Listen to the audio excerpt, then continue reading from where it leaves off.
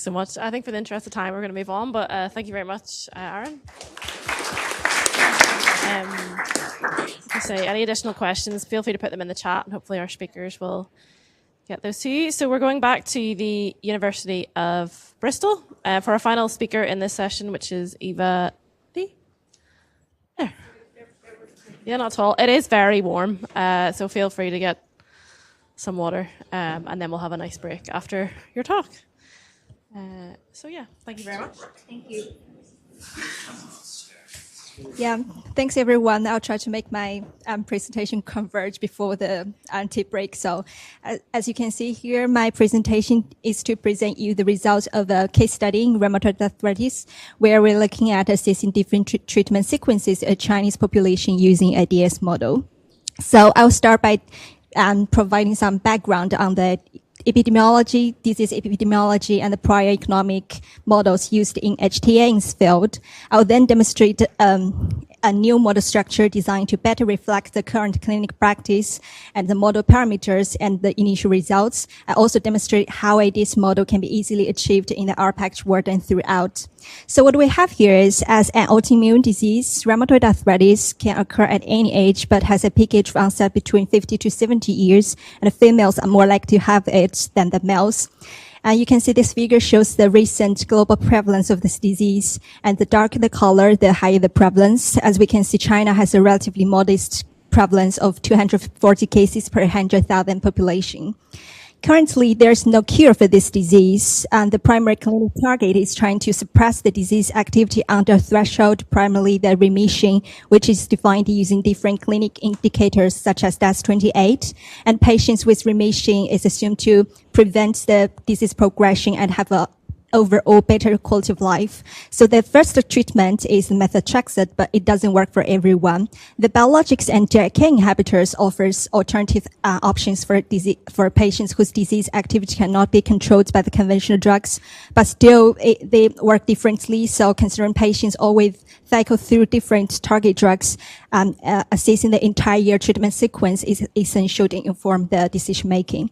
So next, I'll walk you through the two most iconic model structure used in HTA. The first is the Birmingham model, which is developed in the TreeEdge Pro. It is used to assess whether the two biologics, etanercept and infliximab, should be available in the routine use in NHS.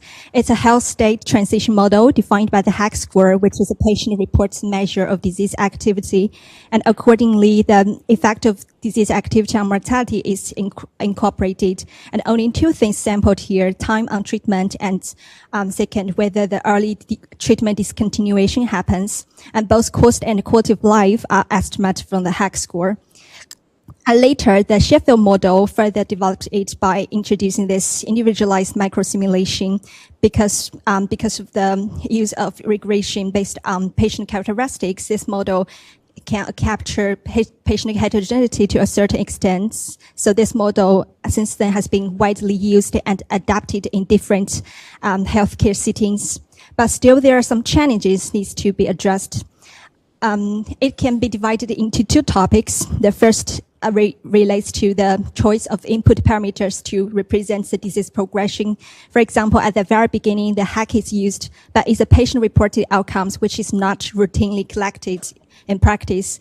Instead, the clinician-assessed disease activity, such as DAS28, informs the treatment decision, is assumed to better reflect the reality. Also, the models should account for the structure uncertainty in terms of statistical models to estimate the quality of life.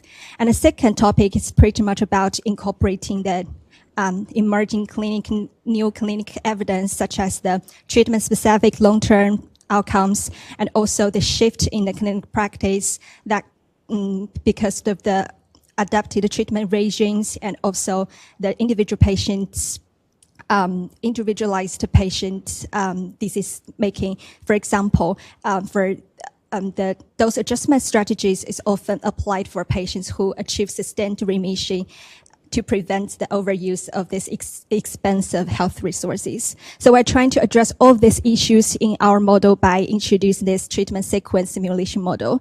For now, for each treatment line, the discontinuation depends on three competing reasons: the in efficacy, toxicity, and sustained remission. So the DS model is better suited for this competing risk and their timing. And the model is based on the DAS28, consistent with the decision criteria in China, and we accommodate the 3 different utility algorithms. The one in the base case is based on the PTGA, the patient-reported components of DAS28. Another 2 based on the HAQ score and different measures of pain. If one specific utility algorithm is specified, the relevant variables will be modeled throughout in terms of the short-term treatment response and long-term disease progression, as well as the effect of disease activity on mortality. So we're trying to use this model structure to answer the clinical question regarding the cost effectiveness of treatment sequences initiated with the TNF inhibitors, a JAK inhibitor, tofacitinib, and another biologics, tocilizumab, the 3 recommended first-line target drugs in Chinese clinic guideline. And another new feature of this model is that the treatment sequences can be specified either at a drug level or drug class level. So if it's drug class level, then the result of each treatment sequence is averaged over according to the prescription weights of the treatment agents within the class. And an additional treatment switching criteria not showing in this figure is the abatansab can be used at the 3rd or 4th line if the prior treatment is discontinued because of the toxicity issue. Here is an example of the changes in disease activity score over time. So as you can see here, for each treatment line, there's an initial drop in the disease activity score to represent the treatment response. And over time, there is an annual change rate to reflect the natural disease progression. And by the end of each treatment line, the improvements in the disease activity score will be lost. So it was bounced back to the baseline value before it's switched to the next line. Based on these ideas, we have these input parameters to inform this model structure, including for those to define the target population. And for short-term outcomes, we have the ordered categorical ACR response rates from the network meta-analysis, which is used to estimate the changes in DAS28 for each response category. We'll also have the regression coefficients to estimate the trajectory over 6 months post-treatment for other disease activity score. And for long-term outcomes, we have the treatment-specific drug retention for each discontinuation reason, the time to reinitiation by stop reason, the long-term disease progression expressed in different disease activity score, and for the cost and the increased mortality hazard are stratified by the disease activity. And of course, we have the relevant input parameters to inform the alternative utility algorithms. Because the model developed in the Warden package is an environment itself, so it was running in the C++ by running the delay of the queue. We need to assign these input parameters within the model. Here is how we do this. So all the raw data are saved in the data frame, including the name of the parameters, the value, and its uncertainty, which can be converted to a list using the self-defined function prep list. And we use these data sets to assign the input parameters using the add item function from the Warden to specify the values in the base case analysis and also the relevant arguments needed to sample PSA values. Of course, if you have the values in the different scenario analysis, we can also specify it here. Here, it shows the event pathway using the first-line treatment as an example. So it aligns pretty much with the idea of short-term treatment response and long-term disease progression. But computationally, it's worth mentioning that the mortality and model horizontal are two additional compete events that need to be checked before the next event is activated. Also for the treatment discontinuation due to sustained remission, the dose adjustment is applied where the target drugs is withdrawn, but the methotrexate is continued to maintain the response. I'll get a better explanation at each step when we're looking at the model skeleton. So here, the main model skeleton is to define the event sequence using the add time to event function in the Warden package. So if the single drug indicator is set as false, it refers to the 3 treatment strategies I mentioned before. Otherwise, it corresponds to the number item of each treatment sequence with the single drug spread out. And here I define 9 events, the start and stop for each treatment line, and also the model accept.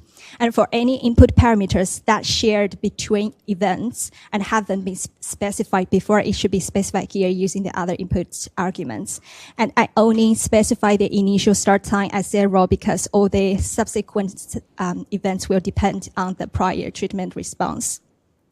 And within each event, for any assignment of new input parameters and any changes occurs within that event, it should be activated using the add react event function. So for example, here at the start of the first line, I specify the treatments used for different arms and also allocates the treatment-specific parameters. A suggestion here is trying to keep consistency in naming the drugs throughout, so it's easier to use different lookup functions to allocate the corresponding parameters for the specific treatment. Here, we model the 6-month outcomes by using the NMA results. We sample the ACRE response category, which links to the changes in DAS28. And together with the baseline value, it determines the updated DAS score at 6 months post-treatment that informs the decision, treatment decision switching. So for non-responders, the treatment is switched immediately at 6 months. And for responders, we need to sample the time to treatment discontinuation additionally. Before that, we need to update any disease activity score that happens relevant to sampling the time to event. For example, here I shows the example of scenario analysis using the utility algorithm based on HAC, and the HAC score is relevant to associate with the increased hazard ratio, increased mortality hazard ratio. So here I sample the time to mortality both based on the Gombert's distribution, conditional on the current survived time point. And for the other 3 events, the remission, the inefficacy, and stop because of adverse events, I use the draw time to event function in the Warden. So it's a wrapper for sampling time to event by specifying the distribution and the parameterization used in the FlexServe rec package. And here we define the next event by selecting the earliest time, and we also save the patient status using different flags, and we activates the new event using the new events function by specifying the time point. Also, at the stop of each line, here we calculate all the cost and quality since the beginning of the treatments. Here I used a few self-defined functions to achieve this. For example, I have the set patients functions to list any treatments, including the co-treatment required for specific target drugs. And I have the drug use patterns to allocate the prescription frequency for the treatments, and also have the compute drug units to calculate the utilization of the drugs and any adjustments needs because of the patient's weight. And for the calculation of the quality of life, we encounter a situation that's the regression equations include the time-dependent covariance. So we can use the adjusted value function within the Warden, which can compute the adjusted average value over time. So also by the end of the stop event, we need to sample the time to treatment reinitiation. For the discontinuation because of remission, we sample the time to disease relapse. And for the other 2 discontinuation reason, the treatment reinitiation happens at the next outpatient visit, implemented as the next future point occurring at a 6-month interval. So based on these ideas, this is how the whole treatment sequences is sampled through, including the 4 target drugs and followed by a maintenance phase of conventional drugs. And also, by taking advantage of having the individualized patient data, we can kind of like replicate the treatment switching scenarios using the flags we saved before. So as you can see here from the first figure, there's still some heterogeneity between different treatments within the same drug. So here is the initial results from the base case. So compared to the TNF inhibitors, the treatment sequence initiated with the tocilizumab and tofacitinib are more expensive with lower quality.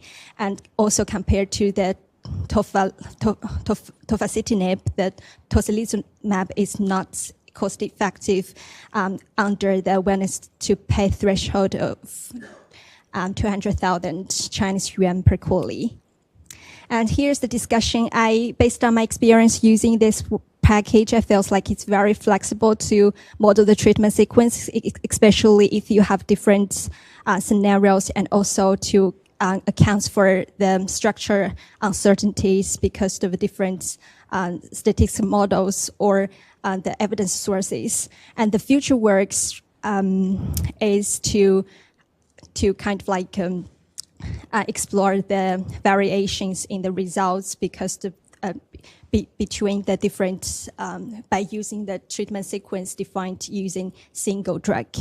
And of course here, how to make this model run faster, the author already provides the options to run the simulation at multiple cores using the run simu parallel, but still I feel like when we need to run several scenario analysis, the time is still quite consuming. So don't know if there's any improvements could be done to improve the simulation time.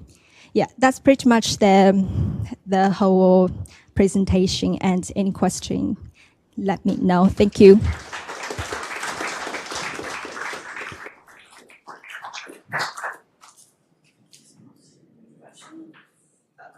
Online ones, haven't we? Oh yes, someone asked if you could share your user-defined functions online somewhere at all. Yes, I will make this published in the GitHub. That's great. Do the one from HTA. There's another one there. Sorry, I can only memorize one at a time. I can see the. Yeah, so Eva, as promised, Javier, the developer of Warden, was online. So he's asking if there were any main points when you were implementing the model, and was there any feature that would have made your life easier? So how could Warden be improved based on your experience? Yes, based on my experience, I feel like the actually for the calculation of the quality of life, the utility, they can just specify the EQ5D at each point, at each time point. But the thing is, I think the timing is calculated always forwards. So the timing can, if we want to, so if we can specify the timing by recorded from the prev time and current time, but the model itself is always calculated like forwards. So if there's any chance it can be like backward and forwards, there could be available options, then that be very flexible for the users. HTA says get in contact with them. Oh, okay. Yeah. Good. Oh yeah, there's one more question here. Here, I will. Right, I have to be straight to the last one before the break. Hi, thank you for the presentation. I just wanted to ask about the package that you've used, Warden, and whether you've considered any other of the discrete event simulation packages, and whether this one had any advantages that made you decide to use Warden instead. I'm already so warm. This is fine. Yeah, I haven't used the other package yet, but I know there's this can also do this work. But I think it's interesting to just compare different use, like implication of the different package, and definitely worth a try. Thanks very much. Just say thank you so much again to Eva, and we'll have a break now until 22. Yeah, thanks so much.